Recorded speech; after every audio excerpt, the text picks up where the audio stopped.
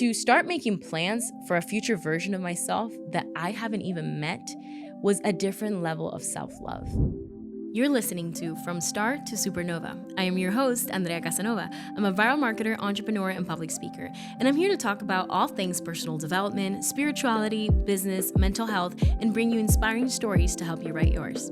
Are you ready for your pep talk? Okay, hablemos. Hello. Welcome back to another episode. Oh my gosh, you guys, this episode is so special to me because we're going to be talking about one of my favorite topics that actually used to not be as favorite for me as someone with a lot of financial trauma, but we're going to be talking about wealth building. And before we get there, I want to thank not just one of the sponsors of the podcast, but actually one of my favorite brands who has been championing me since the beginning, who has been supporting my community, the Latina community, for so long, giving us access to resources and to a lot of good stuff. Nationwide, thank you so much for believing in me. You have no idea how much love I have for the brand and the team behind it. Nationwide exists to protect people, businesses, and futures with extraordinary care. And they've showed me that firsthand. So thank you so much for this. I'm super excited to dive into wealth building, specifically through life insurance, because aside from September being my birthday month, I'm a Virgo baby, it is also Life Insurance Awareness Month, which is, in my opinion, a very amazing way to build generational wealth and to make sure that our legacy is taken care of.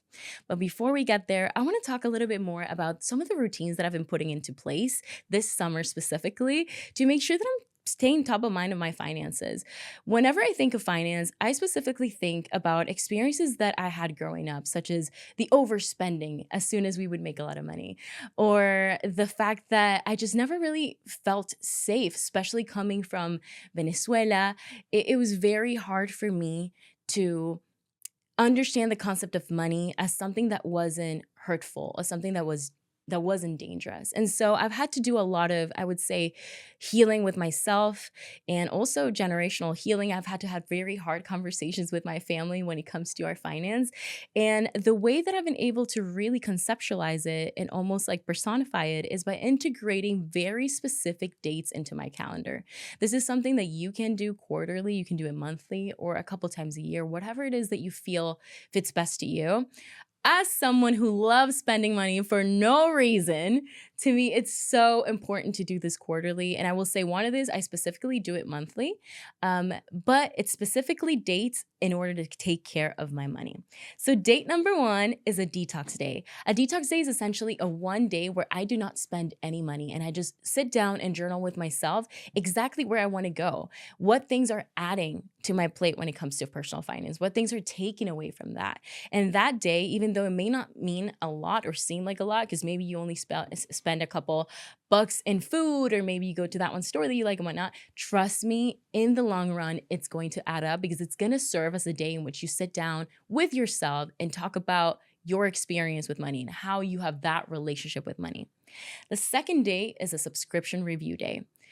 Oh my gosh, I recently found out that I was spending over $1,000 in subscriptions. And not only that, I also found out that I had repeating subscriptions, which meant that I essentially was paying for multiple softwares with multiple emails, and I didn't even realize that. And I genuinely thought that what was coming out of my account was probably for taxes or something like that. But no, it turns out it was runaway expenses. And it was very scary to look at that because if it starts off like this, when I'm making this amount of money, imagine what would happen when I'm making even more money or 3 times or 4 times the size, knock on wood, of course. I feel like if you can't manage 1,000, there's no way that you can manage 10,000, right? So for me, it was very important to set up a day in which I just go through my bank statements and I understand what's going out on a monthly basis. And you can do this with many apps, or you can do this with AI. I personally downloaded my statement and then I put it into an AI tool so that I could see exactly what was repeating. I will say, guys, I am not a data expert, so maybe don't be putting all your data in an AI tool. But for me, it was very important to understand where these expenses were going.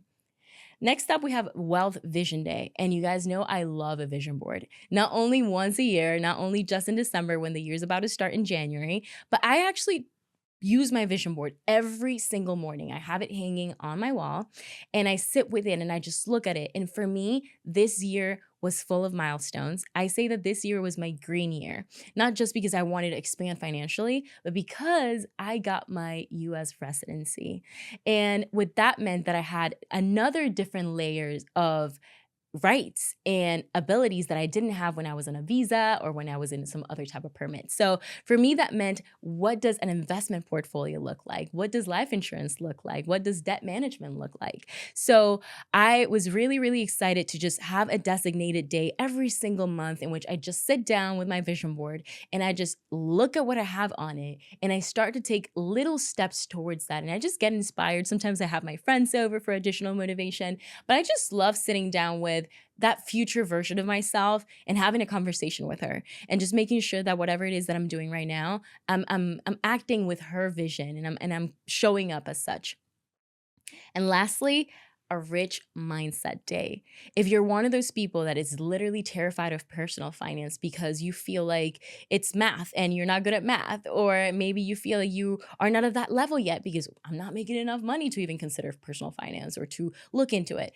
Trust me, it makes a whole difference when you just simply sit down with yourself and read a book on a new topic, or when you listen to a podcast episode like this one, or when you attend a webinar, or when you just Google things up, right? I feel like it's so important to just dedicate one specific day to, I guess, get out of your comfort zone and have conversations that you normally wouldn't have with yourself, with other people, especially in our Latino community. It is so taboo to talk about money. It's so taboo to talk about wealth, right? But I encourage you to have a set date just for that, in which you, I guess, you have those uncomfortable conversations or you do research on that one thing that you've been putting off. But now that we've talked about some of my favorite routines that I've had this summer to up level my finances, I want to introduce a very dear person from the Nationwide team. Erika, thank you so much for being here, especially in LA traffic. I'm so glad that you made it so early over here. Thank you. Thank you so much for having me. I'm excited to be here. My name is Erika, and I've been in the insurance industry for about 13 years now. I'm a life insurance specialist at Nationwide, and I'm really excited to talk about life insurance with you. Oh my gosh, that is amazing. 13 years, that's quite a journey. I'm super excited to learn a little bit more about what got you there. So bring me back to the beginning. What ignited your passion for this route?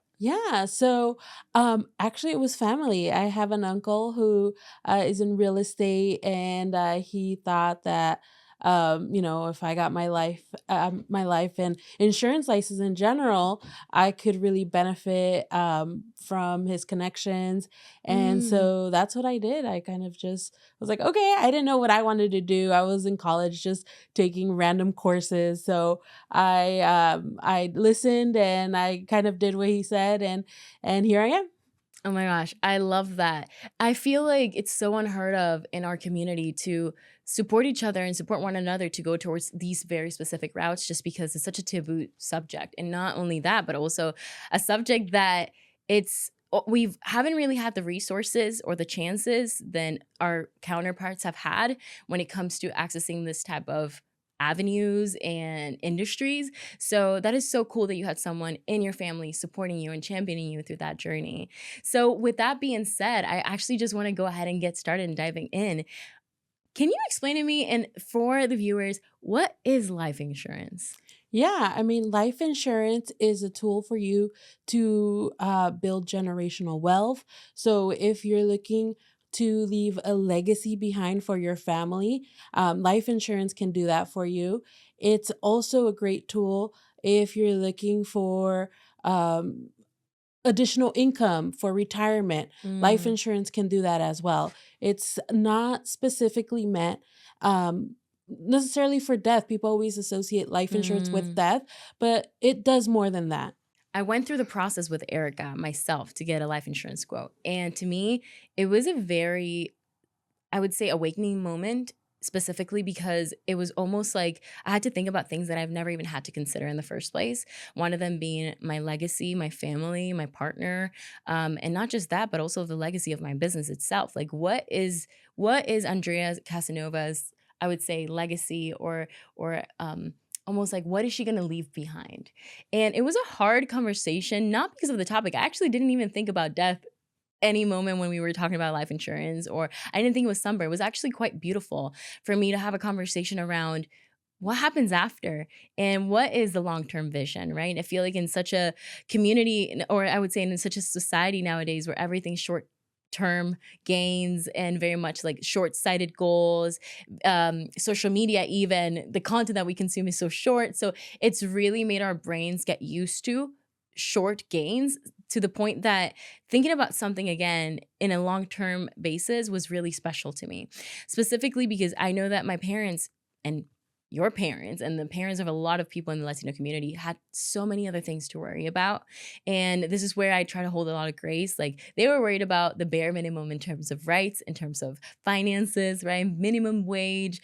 They were worried about that. They didn't have additional time or income to be spending into investment portfolios or debt management. And they didn't even have the mindset really. Like, so I used to be very angry at my family. I used to be so angry at my parents because you guys could have done better. But the truth is that we have access to such a different level of consciousness nowadays. And that's why I really believe that we're the ones breaking those generational curses and breaking that generational trauma. So to start making plans for a future version of myself that I haven't even met was a different level of self-love for me, because that conversation didn't just inspire me to start thinking about my finance, but actually what I want to leave behind in terms of like thoughts, feelings, words, products, even. Like, how can I make sure that the people that come after me, whether that is my own family or potentially people who just follow the same path as how can I make sure that they have it a tiny bit easier than I had it? Right. And I consider myself to be very privileged. The fact that I was able to come to a new country, to be an immigrant, to pursue my dreams, like, that is awesome. But also realizing that it's had a lot of disadvantages, especially in the finances realm. So I would love to chat with you a little bit more about, what does life insurance look like when it comes to a holistic financial plan? Why would you say that it's such an integral part? Yeah, I mean, life insurance is there for you to fill in any gap you have in your life. Mm, So, if you're someone who has children, you might want to have life insurance so that if something does happen to you, you know that your kids and your spouse is taken care of. That financially they don't have to worry about you, that they can mm, mourn for you and not worry about, oh my gosh, how am I going to pay the mortgage? How am I going to pay this funeral? They don't have to worry about that because you took care of it already. And mm. life insurance is such a selfless policy to Yeah. get because it's not for you. It's for your future. It's for your heirs. It's for your Mhm. loved ones.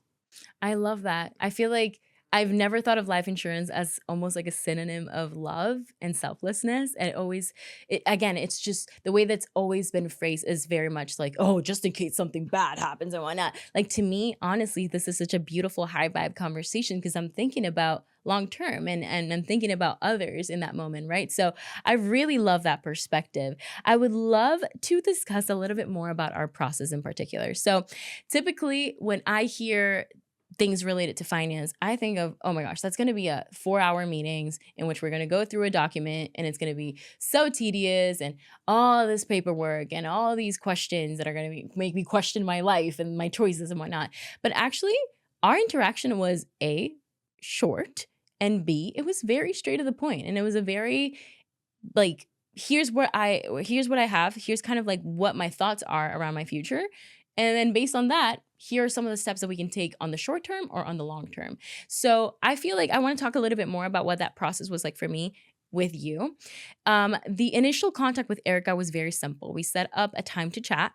And then from there, we just started going over just general data, whether that was like date of birth or medical history. So it was very much straight to the point. After that, we started getting into a little bit more of what my financial needs are in the long term and also where I'm at currently. So, whether that was my actual income on a yearly basis or whether that was almost like an estimate of what I think it could be in the next couple of years, we made an estimate based on that. And lastly, what I feel like it was, I guess, more special to me and most special to me is we didn't just go over the options, we went over options that could be our potential to change. Meaning, I didn't have to sit there and take a decision on the spot, but rather it was something where we were talking about, it may be that this choice for you is a good fit for the next year, but it might be that you change your mind in the next 2 years and you might want to go through this other path. So I would love to hear about it from you. Like when you have interactions with people who want to have a life insurance or who want to go down that path, what would you say are some of the main things that they get scared of before booking an appointment with you? Yeah, I a lot of people are just afraid of the process itself. They think it's going to be really invasive. They're not sure what they want or even what life insurance is. Mm, And so when they call in, I'm there to let them know, I'm here to guide you. I can explain whatever, you need to know. Nothing is too small. Whatever question you have, I'm here to answer that for you. uh, but in general, each conversation is different because mm. everyone's needs are different. 100%. Have you ever had a situation where you kind of like, I would say, had to navigate some sort of, um, I would say, interactions with the audience or interaction with someone who was interested in booking an appointment with you, like specific, I would say, fears that they had around, especially the conversation about like life after? Has there ever been any sort of like friction on that point? Yeah, I mean, there's people who are scared of getting life insurance because they think, "Oh, I'm gonna have life insurance now. People are gonna be out to get me," and that's just not the case. I mean, I get being afraid, but life insurance is there to help you. It's there to help your future self and your family. And even if you're someone who's single, doesn't have kids, or isn't married, life insurance is still beneficial for you. You could Mm, get something that will help with retirement, mm, take care of you during your old age, or even just pay for those final expenses that you mm. may not have someone else to do it for you. 100%. So, what would you say for the listeners? What are the main differences between life insurance and a retirement fund, for example? Because you mentioned that it could potentially help with some of those expenses on that in that part of your life. But what would you say are some of the main differences? Yeah, so life insurance comes with tax advantages. So, from the death benefit being tax free, so when your beneficiaries receive that fund, they don't have to pay income tax on that. Oh, But then for you, if you have a policy that is building cash value, that cash is tax deferred. So you're not mm, having to pay taxes on that right now while you're working. Then when you're retired, when you pull that money out, you're at a lower tax bracket because you're no longer working. mm. And so that's a benefit in itself. Besides building that generational wealth, what would you say are some of the outcomes or results or even thoughts that can come off just from the conversation? Just because for me, it wasn't so much of a financial conversation as much as it was around what do I really want to leave behind? What do I want to do for my loved ones? Even for the people I haven't met yet. Like, I don't even know if I want to have children, for example, which is something that it's also kind of like I would say taboo to talk about, especially in the Latino community, Right. where my parents are like, "Hey, mis nietos when," you know what I mean? So for me, it was very important to just have those thoughts and have that conversation. What would you say are could be some additional prompts that people could think about, or things that you've seen some of your clients think about after that conversation? Yeah. Yeah. So life insurance, I mean, it doesn't have to be left behind for generational wealth. It could be used to pay off debts. So Yeah. if you want to pay off a mortgage, let's say you have a mortgage with a partner, you pass away, that mortgage falls on them. And if it was being split by two people and now it's one person, that could be scary. So, life insurance can help you with paying off that mortgage or those student loans. Yes, federal Mm. loans, if you pass away, you don't have to pay them back, but private loans you do. And sometimes parents take out equity from their home. And if that student passes away, the parents are still liable for that money. Oh, So, dang. Yeah. life insurance can help you with that. Wow, that's incredible. I didn't even know that was a thing. That the fact that people have to pay your debt essentially when you're gone, that is crazy. As someone who is not raised in the States, to me, like a lot of this information is also very new. So Now I know what to prepare for. But that being said, I would love to walk through some of the myths that people have around life insurance and when it comes to investing in their long-term wealth. So one of the first ones that I have over here is the price. So over half of Americans think life insurance costs 3 times as much as it actually does. And I was actually very surprised when we were doing my quote at the price itself. So can you walk me through a little bit more of those price disparages that typically people have? Yeah, I mean, there's so many different products for different needs that Mm, the prices just vary. I mean, people do expect policies to be very expensive, and they're not. If you're looking at a term policy, they're not expensive at all. And mm. and again, they're there to fit whatever budget. So depending on what you want, we on what budget you have, we can definitely cater a policy for that. Yeah, that's so interesting. For me, what I loved about the quote that we went through specifically, I believe that was Whole Life and it was called 20 Pay. And what I really liked about that is that it was $400 a month for 20 years. And then from there, I actually can stop paying if I'm not mistaken. And it kind of like gets taken care of from there. So for me, at a half a million dollar fund, that was around $400 a month. So I was actually very surprised because I've seen it in the movies and in a lot of other conversations. I genuinely thought this was going to be in the thousands, which it could totally be, right? For some people, it could be less for other people. I specifically gravitated towards that specific offer just because it was the right fit for me. So it may not be the right fit for other people, but I was very surprised that that was a price. Definitely with my little runs to certain stores, if I just replace that and I actually start investing into my, I would say, long term wealth, I could definitely make that work. So that was one of the myths that I wanted to address. The second one was the age to purchase. So, getting coverage early helps lock in low rates. As you age, the price of the policy can go up. Can you talk to me a little bit more about that? Yeah, I actually get a lot of people who are like, "Oh, well, I'm kind of young, like I'm in my 20s, I don't need life insurance, I'm good." But that's actually a great time to start looking for life Mm, insurance because it is age-based. So mm. the younger you are, the better your rates are going to be, and you can lock in those rates depending on the policy. And 10, 20, 30 years down the line, you're still paying the same rates as you were when you were 20. Would that apply to someone who didn't have a pre-existing condition when they were 20, but maybe developed one when they were 30 or something along those lines? Exactly. Wow. Yes, and that is something that is so important because I'm one of those people who was like, "Oh, I'm in my 20s, I don't need a life insurance policy," and, like, I got the basic, the basic policy because I was like, "It's $10 a month," you know? And and now that I'm in my 30s, I no longer qualify for life insurance because of my Oh. health history. And so that's so important because we think when we're young, like, oh, nothing's going to happen. Like, future me will take care of that. And it's best to do it when you're healthy, when you're young, and lock in those rates. Wow, I didn't even think of that, especially, as someone that lives with PCOS. I have polycystic ovary syndrome, and my dad, for example, last year, he lost one of his limbs, and this year he had to lose half of his only foot left because of diabetes.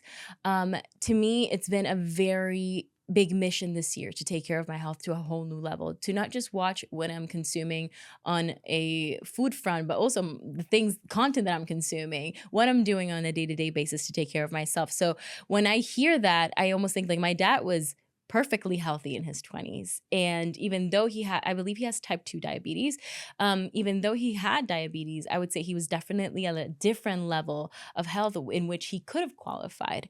But now, he's in his 60s and there's definitely a lot of other, I would say, limitations on that front. So definitely wish he had thought of that and we had access to such information and resources back then. So I do appreciate that. Would you say that there's any other misconceptions or myths that people typically have when it comes to life insurance? Yeah, a lot of people think that the coverage they have with an employer is adequate or enough, or like they'll say, I already Mm, have a life insurance with my employer. And that's great. That's amazing. But sometimes that's not enough mm, because if you leave that employer, if you retire, that life insurance is gone. You only mm, have that coverage while you're working there. wow. And so having your own personal policy, you're guaranteed that you will have coverage even after retirement, after you leave a company.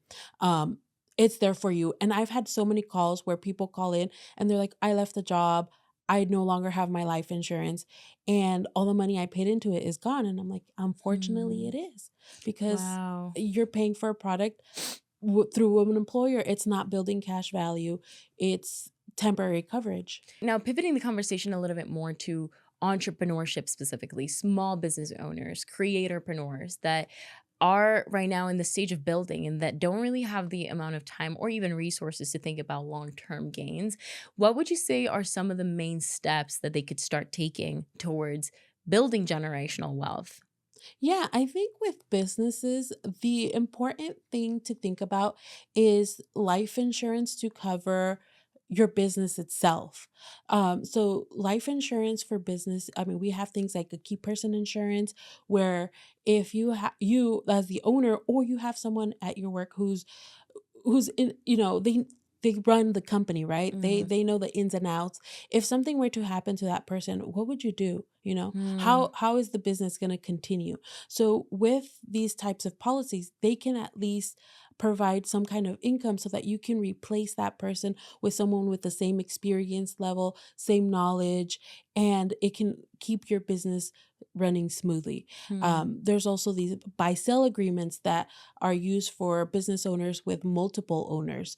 So, mm, if you're in a business partnership and there's more than one owner, these policies are meant to be in place so that if one of the partners or owners passes away, normally what happens is the spouse then gets their share of the company. And what if the spouse doesn't know anything about the company? That could interrupt your business.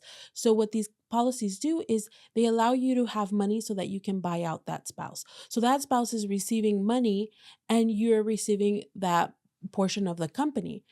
And so wow. these are really beneficial to have and some things that you don't think about as a business owner. Yeah, it's never crossed my mind. Like when I think of typically like something like life insurance or generational wealth, I mention family a lot because that matters to me so much, but I didn't even think about my team or what happens when, God forbid there's something along the lines of where I can't keep running the company or what happens if the partner of my company can't keep running on their behalf. So, it's really interesting to have these conversations because it genuinely targets some of the risks that entrepreneurs and small businesses have, which is manpower or woman power, which is essentially like human resources. Like, what are we going to do when one of us that was pivotal to the business? I mean, I like is no longer here. And I've had clients who unfortunately had a business partner in which they share 50-50 of the company pass away. And it's not just the fact that, someone who they were running the company is no longer here, but also the fact that just like family, they also mourn through that process. So how can you just face the world out with your business, which can't stop? You cannot just tell all the customers, hey, wait a couple months until I start grieving and I get a new person to help me out and whatnot.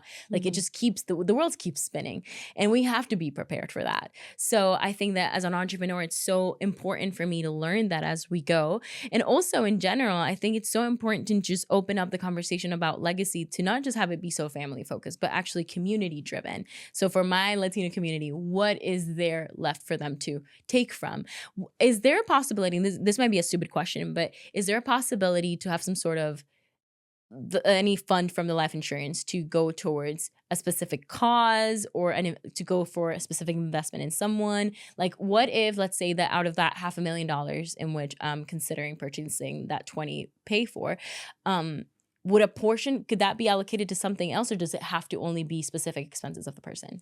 No, so you can allocate your funds to go to a charity if you want.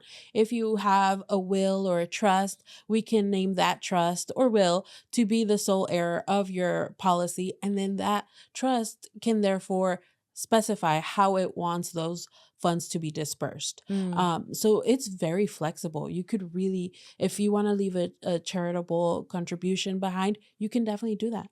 That is awesome because it's so many ideas are crossing my mind aside from leaving things for my family and to my, I would say, my team members and whatnot. I immediately think about the Latino community. One of my biggest dreams is to be able to sponsor immigration processes for other immigrants here because there's so many limited resources. And in addition to that, lawyers cost so much. So for me, to be able to do that now, but also to be able to do that afterwards is such a dream. So it's so cool that that's even an option through through a life insurance policy. But with that being said, Erica, thank you so much for all of your knowledge. And honestly, meeting a Latina baddie in finance is so cool. Thank you so much for your time. Before we wrap it up, I would love to hear a little bit of some of those key points that you want to leave the audience with, something that they can take away with besides booking an appointment with you and the team. I would love for them to hear anything that encourages them to expand their financial knowledge. Yeah, of course. I mean, don't feel scared. We're here to help you. Even if you don't know anything about life insurance, just let us know up front, and we're more than happy to explain the different products, the process, and just how to get started. And never feel rushed. Take your time. These are important decisions. So Mm. take your time, discuss it with your family, and always do what's best for you. Yeah, I love that. And not only that, but what I specifically want to leave you guys with is yes, start young, but also it is never too late to turn your life around. I have met so many incredible people who have dramatically changed their life because they chose to open a book or because they chose to listen to a podcast, because they attended a webinar, because they met someone that simply gave them some little nuggets and they ran with it. So don't be scared of turning your life around. Don't be scared of making new decisions. It's never too late to start.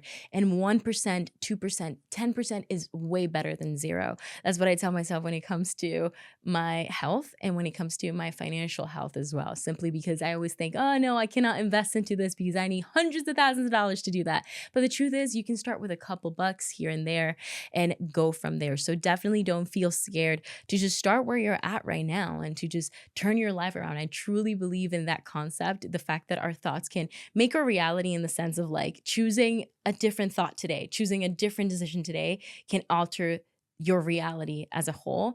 And in addition to that, don't be scared to ask hard questions. It is so intimidating and uncomfortable, especially as someone that creates content publicly, to sit and ask a question such as, can life insurance do this for me? Or how about this? What if I don't have this other resource and whatnot? Like it is so intimidating, but I promise you, no one is judging you for wanting to choose a better life for yourself. If anything, people get so thrilled. Like Erica's face through our life quote was so fun because I could just tell that her eyes were glowing at the questions that I was asking. And even though I felt a little shy, she made me feel so comfortable and so empowered to actually ask the questions that I was scared of asking, right? So never feel scared to ask the hard questions. And remember that financial health is not just making sure that you have a good stock portfolio or that you manage your debt, but rather thinking about long-term gains, the ones that don't just sit in the bank, but actually get the work done for you. Erica, thank you so much for your time and for this candid conversation. Honestly, shout out to you for making me feel so comfortable during our live quote. And also right now, I'm so sure that people listening just feel like a weight has been lifted off their shoulders based on the information that you gave us. So thank you so much for that. And thank you to my besties at Nationwide who have been on my side and my community side for years, blessing us with resources and tools. I want to remind you that September is not just my birthday, it is also Life Insurance Awareness Month. So make sure that you stay on top of your finances. And if you want to book a call with Erica or with another nationwide life insurance specialist, feel free to take a look at the link that I have in the description. Thank you so much. Thank you so much. And Nationwide is on your side. Period.